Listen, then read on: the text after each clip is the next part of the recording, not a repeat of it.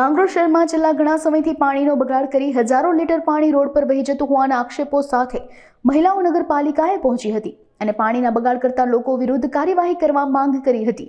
નગરપાલિકા કચેરીમાં રહીશો દ્વારા ઉગ્ર રજૂઆત કરવામાં આવી હતી, પરંતુ કોઈ નક્કર પગલાં નહીં લેવાતા આખરે સોસાયટીની મહિલાઓ દ્વારા નગરપાલિકા કચેરીમાં પહોંચીને હોબાળો મચાવ્યો હતો। શિયાળામાં પાણીની ઘટ પડી રહી છે તો ઉનાળામાં પાણીની વિકટ સમસ્યા સર્જાય તેવી ભીતિ હોવાના આક્ષેપો કરવામાં આવી રહ્યા છે।